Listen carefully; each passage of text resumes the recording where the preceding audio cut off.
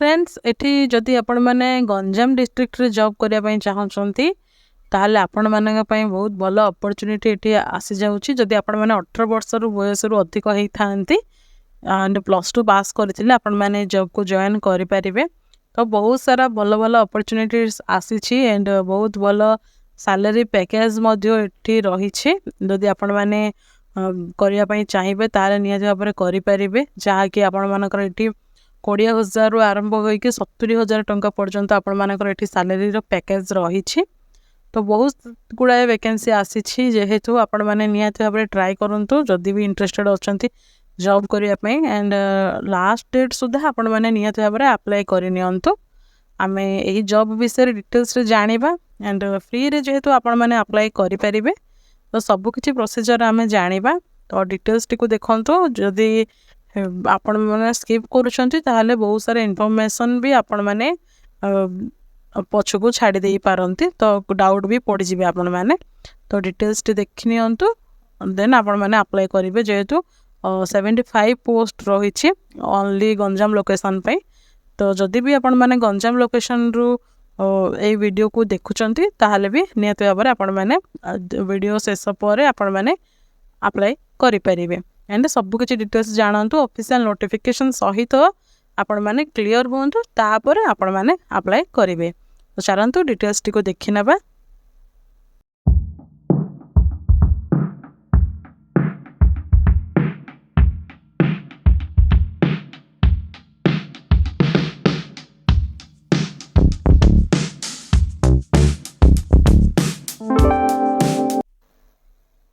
Hello friends, नमस्कार, जय जगन्नाथ। आपण मानक हम यूट्यूब चैनल जॉइन टू जॉब रे बहुत बहुत स्वागत जनाउछ। तो फ्रेंड्स एठी बहुत सारा जॉब रो अपडेट आपण मानक पई हमें नै के आसुजो। जदि आपण माने हम चैनल को एबे पर्यंत जदि सब्सक्राइब करि नाहंती ताले नियत भाबरे सब्सक्राइब करंतु एंड बेल आइकन को मध्ये ऑन रखंतु, जहा द्वारा आपण माने एई बळी भाबरे न्यू न्यू जॉब रो अपडेट सब आपण माने हम चैनल माध्यम रे पाई परिबे। तो फ्रेंड्स हम आ देरी न करी डिटेल्स टिको जानि नेबा। डिस्ट्रिक्ट कोर्ट गंजाम रिक्रूटमेंट 2025 तो कौन कौन सब वैकेंसी आसी से विषय में डिटेल्स रेठी जानि नेबा। District court Ganjam recruitment 2025।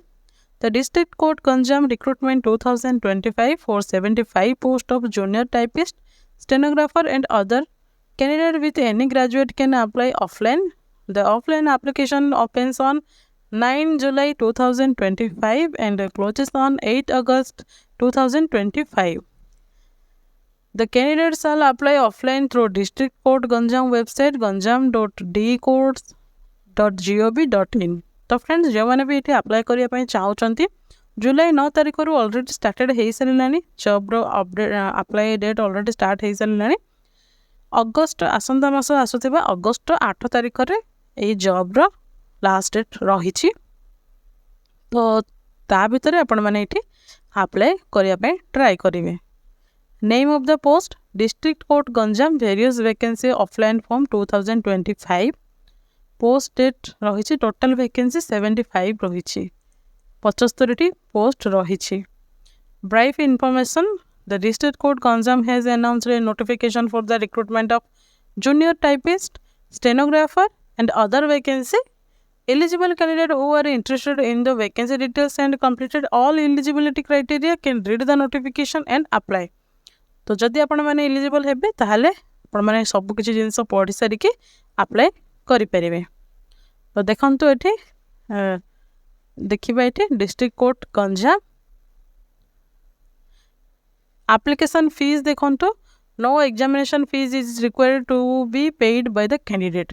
तो एठी आपण माने कोनोसी भी 1 रुपीस भी पेमेंट आपण माने करिवे नाही, काहाको भी एठी पेमेंट करिवे नै offline किबा online.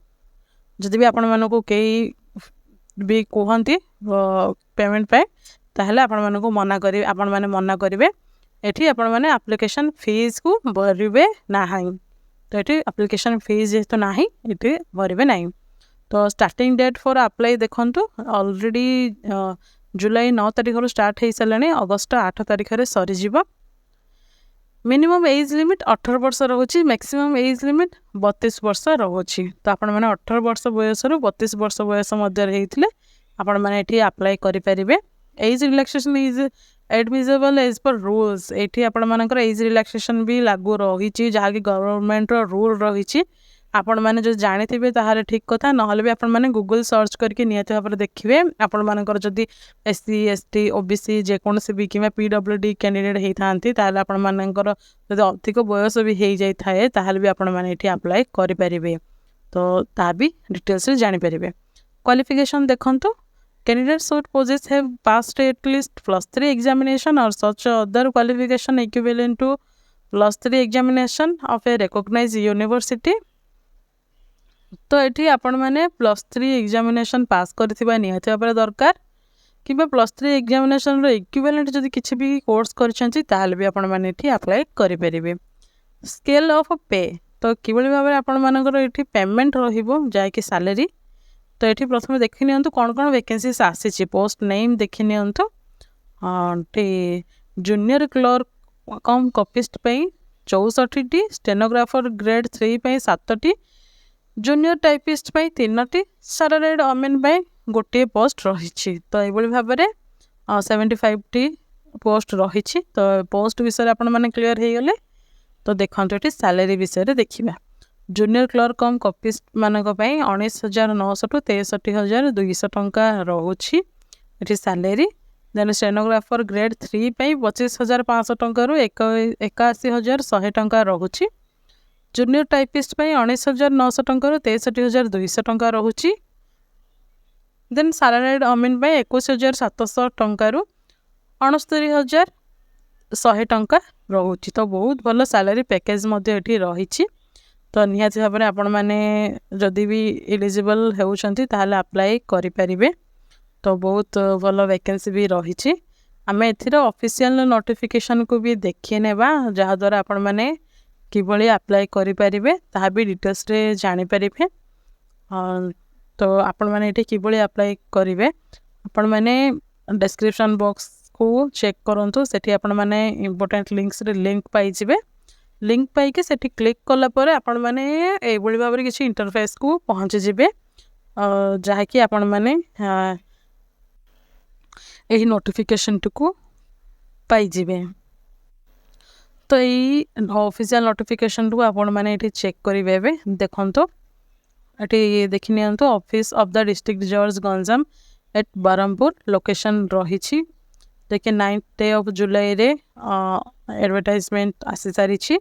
Junior clerk cum copyist, stenographer grade 3, junior typist, salaried women सब डिटेल्स आपण माननकु कहि रखिले। सेही भली भाबरे एठी भी एठी जहाँ मेंशन रही आपण माने ऑलरेडी जानि परिले। तो देखंतु एलिजिबल कैंडिडेट आपण माने आपण मानकर क्वालिफिकेशन रहितबा भी निहाती दरकार। देन एठी कोनोसी भी फीस नाही। No examination fees is required to be paid by the candidates. तो एठी कोनोसी भी पेमेंट आपण माने एठी करिवे नाही। तो आपण माने ई जॉब टी किभली भाबरे अप्लाई करिवे। तो देखंतु एठी एही डॉक्यूमेंट आपण माने प्रिंट आउट काढी परिवे और यार जदि आपण माने लास्ट को देखिबे स्क्रॉल करके ताहले फॉर्मेट ऑफ एप्लिकेशन रही। यही एप्लिकेशन पेपर को आपण माने प्रिंट आउट बाहर करके आपण मानकर जहाँ भी क्वालिफिकेशन डॉक्यूमेंट आपण मानकर रही एंड आईडी प्रूफ रही से सब जिनस को आपण माने एठी अटैच करेंगे। फॉर्म फिलअप कर सारा पर आपण माने सब किछि सेठी अटैच करेंगे। अटैच करला पर आपण माने निज लोकेशन रे थिबा पोस्ट ऑफिस को जाइए स्पीड पोस्ट किंबा रजिस्टर्ड पोस्ट करेंगे सेठी दिया जाइथिबा लोकेशन रे। तो लोकेशन भी कौन अच्छी ताहा भी एठी देखंतो। प्रथम एठी देखंतो आपण माने एप्लिकेशन को एठी फिलअप करेंगे। Name of the candidate in block letter capital रे रहिबे, फादर्स नेम एंड देन आपण मानकर जेंडर एठी लिखिबे। देन मैरिटल स्टेटस आपण मानकर एड्रेस को देबे एंड आपण मानकर +2 +3 किंबा आपण मानकर कंप्यूटर साइंस रे जहाँ भी अच्छी सब किछि एठी डिटेल्स टी फिलअप कर देबे। सब किछि डिटेल्स फिलअप कर सारा पर आपण मानकर एठी सिग्नेचर एठी आपण माने पकेबे। सिग्नेचर पकई सारा पर आपण माने यही फॉर्म टी रेडी हो जिवो। रेडी हो सारा पर आपण मानकर डॉक्यूमेंट जहाँ भी थिबो से सब डॉक्यूमेंट को एठी आपण माने रजिस्टर्ड पोस्ट रे पठे पारे आपण मैंने जो पोस्ट चूज हे से पोस्टर आपण मैंने सेठी लिखी थे एंड